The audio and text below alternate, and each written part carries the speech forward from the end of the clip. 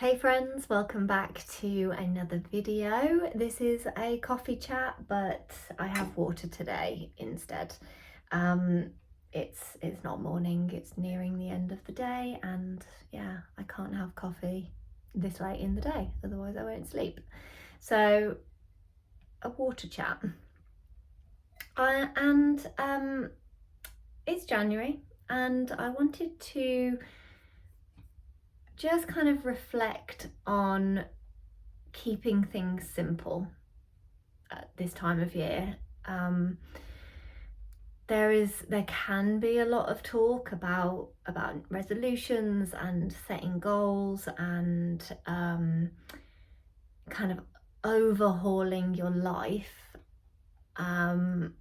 In the circles that I'm in, like especially with what I do and being in kind of the yoga world and the well-being world, I hear quite a lot of the opposite of slowing down and being more seasonal, and that's something that I've been trying to do over the last few years, is to be more seasonal and to actually think about, well, how am I feeling right now? Am I feeling the call to start all these projects and get on it with resolutions, or I like to call them intentions, but I have intentions and goals that are going to see me through the year. I don't have to get them all done now, and I don't have to implement them all now. That doesn't mean that I never unintentionally try and do it all at once. And I do tend to overcomplicate things, which, that simplicity is, I'm always trying to bring that in, because I feel like I have to get everything done all at once. And that is the way that we've been brought up, society. It's be productive, get it all done, work harder. And that's just not for me. I know that I can't work that way, and I know that a lot of my clients can't work that way. So I'm kind of throwing it back to that video of simplicity, and I will link it below. And I'm not the new year, new me spouting that bullshit. But it's hard, it is hard when we're getting lots of emails coming through, when we see lots of adverts, try this thing, you need to join the gym, you need this, you need that. And I'm just settling back into my old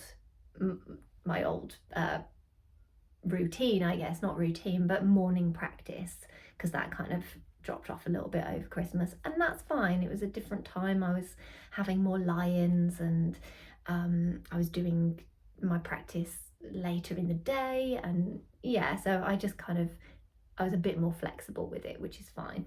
But now back to work, back to the schedule. I have to get up in the morning, and I have to do it in the morning, because otherwise, if I don't check in, and if I don't do some movement or do some yoga or do some meditation or some journaling, I'm trying to keep it within half an hour, but if I don't do that, I'm like for the rest of the day. And that doesn't mean that I don't get throughout the day. I have to keep checking in with myself, and this week has been, it's only Wednesday, but this week has felt difficult, because I've gone from having time off to getting back into things, and I want to get things done. I want to get everything done. So I went on a walk today, and I was just reminded of that.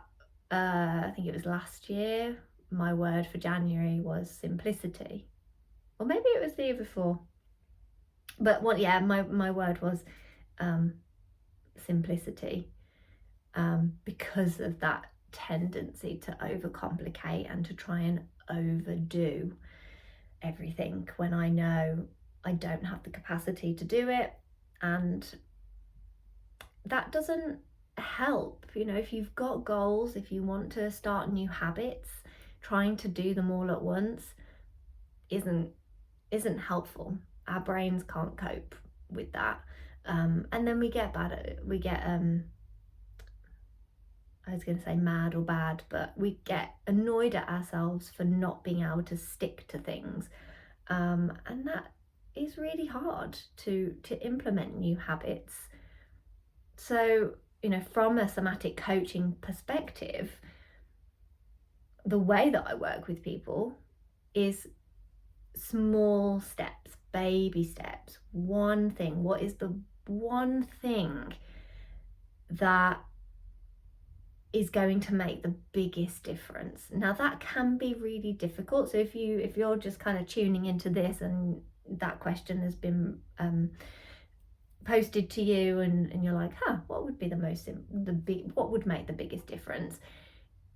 Take a moment to actually sit back and think about it. So if I was working with somebody, we would have done some grounding practices. We would have done some practices where we connect with the body,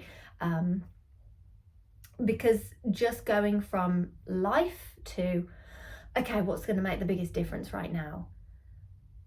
That's overwhelming in itself. Like, everything can feel important. Everything can feel like a priority. It can feel like, I want to start going to the gym or exercising or doing yoga every day or movement every day. But also, eating healthily is going to be really good, and not drinking any alcohol, and X, Y, Z, blah, blah, blah. We can do all of these things at once. But if you tend to get very overwhelmed with it, we got to break it down. We got to step it back. And yeah, that practice of a somatic check-in, or taking a moment to pause and to actually think, okay, what would make the biggest difference? And what is that first thing that comes up for you? Because usually the first thing that comes to our mind, can we trust that? Can we allow ourselves to trust that's going to be the thing? Maybe it's drinking a glass of water every day. Maybe that dropped off over Christmas. Maybe you don't do that. That's a really simple thing that we can do every day, and we can carry a water bottle around with us and make sure that we're topping it up and that we are hydrating ourselves. So taking it one step at a time, not trying to overhaul everything and every aspect of your life and your well-being. So if we're talking about well-being, for example, it could be in a professional sense, it could be personal. Not trying to do it all at once. What would make the biggest difference right now? So what's that one thing that keeps niggling at you that you think, that would be really helpful, or that's something that I'm just drawn to, or that it feels like that would really help, or it's the easiest thing. Maybe it's the most easiest thing. Maybe it's the simplest thing that you can do, like drinking water every day.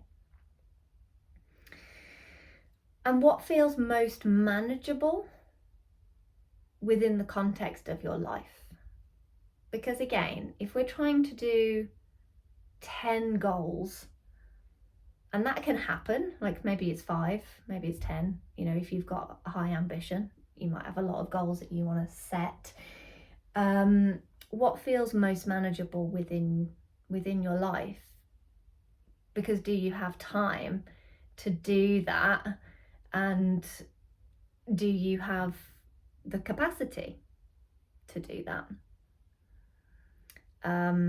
Sorry, I just got distracted because my husband just came around the corner holding the neighbour's cat, who keeps getting into our house.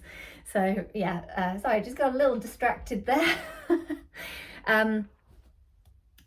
Because if you have a family to look after, if you are working, like if you have quite a stressful job or you work a lot of hours, what are you going to be able to fit in? Like, Like, are you going to be able to fit half an hour of yoga or meditation or journaling into your morning before you leave for work, as well as getting ready for work, having breakfast?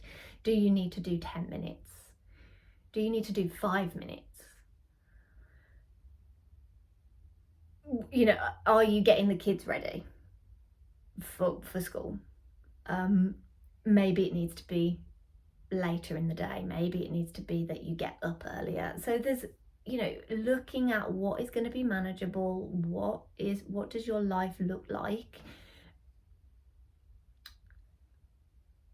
Where do you want to put your energy within that? So if you're going to be working on one thing, but you know that you're quite busy, you know that you've got other people to take care of, what's going to be that one thing that brings you maybe a sense of joy, a sense of connection, or like you feel proud when you do it? Like if that's 5 minutes of meditation every day, or 5 minutes of some, you know, a little bit of movement, can you feel proud? Can you allow yourself to do that and let that be enough as well, until you can maybe add something else in, or maybe extend it, or do a little bit more, or, you know, do a little bit later. So it doesn't all have to happen in one go. You can do little chunks throughout the day. Maybe you go for a walk at lunchtime and get some movement in. And set a plan. If you don't have it in your diary, is it going to happen? Do you have a weekly or monthly plan? If you have a calendar, like I carry, like, you know, those wall calendars, I carry that around with me. I also have a diary and a calendar, you know, yeah, I love a paper element. But having a calendar where I can literally write in, this is when I'm going to do this. Like if you've got a Google Calendar, it's great because it gives you a reminder. But that Google Calendar, like every morning, 7:30, for me, that works for me. I do my morning practice for half an hour, sometimes an hour if I have time. And I know that as we move through the year, that will shift. And when we get to March and when it starts getting lighter in the morning, I'm going to move that and I'll be doing it at 7 o'clock or 6:30 because it's lighter. I will get up. So that is also living in sync with the season. Like 7:30 is quite early at the moment because the sun isn't coming up yet, but because of work, because I want to start work at 9, you know, yeah, we it's not always possible to do that. So we got those lamps, you know, those sunlight lamps that they're like the sunrise and the sunset. So yeah, so those are going off at the moment and they're waking us up with the sunrise, which is really beneficial, really helpful. So if you need something to help you, if getting up in the dark is like, then get a sunrise lamp. Like they are worth the investment. So set a time in your diary. It might be 5 minutes every day. It might be one day a week where you do some yoga, or how can you keep things simple? It is winter. It's cold, it's dark. We've just had Christmas, which can be so full of energy and, you know, lights and twinkliness and family or friends or whatever you do. And, you know, it can be a bit of a downer in January. If we can be cozy, if we can take care of ourselves, if we can nurture ourselves, if we can try and not just do it all, when we actually get to spring, we will feel like we have more energy to focus on our goals. And spring is a great time to do that. So if you find this really helpful, but you tend to get a bit stuck, if you really struggle with not so much motivation, but commitment, or even knowing where to start, then this is the work that I do with people through somatic coaching. So if you feel like you would really benefit from, I do sessions, 8 sessions, a block of 8. We can look at where you are, what supports you, what gets in the way, what are those areas that you're stuck in, what would work for you. And it just helps to have somebody to support you through that. It might be personal, it might be professional. The work that I do is more based around personal well-being and support for people, but somatic coaching is a holistic approach, so we have to take everything in. But when I say professional, I mean, you might have some professional goals, but what you do with your personal life and personal well-being can really reflect and impact your professional. So I worked with somebody who was really struggling, runs her own business, was really struggling to get going, was just feeling really stuck, really burnt out as well, and just kind of didn't know how to get out of that rut. So we worked together, and following those sessions, something shifted. She was taking care of herself, doing practice every day, checking in, what do I need, what can I, what little changes can I make here and there. And things started to change. She started to get that momentum back. She was making sure to rest more often, noticing the burnout cycle. So that has impacted her professional life too, and she has made quite a lot of changes in her business, which has been amazing for her. So yeah, it's if you would like to get some support, reach out. Details are in the bottom. I offer a free connection call, so we can have a cuppa together over Zoom, and we can just have a chat about what it is that you might need support with this year. Doesn't have to be now, might be a March start, it can be a very good time, but it really depends on you, how you're feeling. Reach out, let's have a chat, no pressure. Take care everyone, see you soon, bye.